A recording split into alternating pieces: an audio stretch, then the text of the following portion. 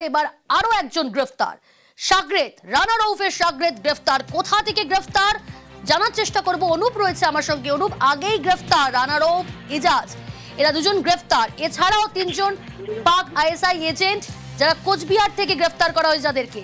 এরপর আরো একজন গ্রেফতার, রানা রউফের সাগরেদ বলে জানা যাচ্ছে। কোথা থেকে গ্রেফতার, কিভাবে জড়িত সে?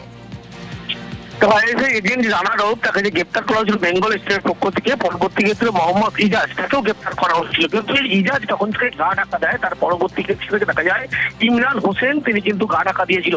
এই ইমরান হোসেনকে তপসিয়া এলাকা থেকে ইতিমধ্যে বেঙ্গল স্টেটের পক্ষ থেকে গ্রেপ্তার করা হয়েছে। রানা রউফের তিনি কিন্তু সাগরেদ ছিলেন এমনটা জানতে পারা যাচ্ছে। ভুয়ো নথি বানাতে সমস্ত কিছু সাহায্য করেছিল রানাকে, এবং তপসিয়া এলাকা থেকেই এই গ্রেপ্তার করা হয় ইমরান হোসেনকে। এবং ইজাজের গ্রেপ্তারের পরবর্তী ক্ষেত্রেই বলা হচ্ছে তিনি কিন্তু গা ঢাকা দিয়েছিলেন। তার কারণ এই সমস্ত রকম যে আইএসআই এজেন্ট যে গ্রেপ্তার হয়েছিল রানা রউফ, তাকে ডকুমেন্টস থেকে শুরু করে একাধিক নথি এই সমস্ত বানিয়ে দিতে কিন্তু একেবারে এই সাগরেদ যিনি গ্রেপ্তার হয়েছেন ইমরান হোসেন, তিনি সমস্ত সহযোগিতা করেছিলেন এবং তাকে বেঙ্গল স্টেটের পক্ষ থেকে গ্রেপ্তার করা হয়েছে। আজকে আদালতে তাকে পেশ করা হবে।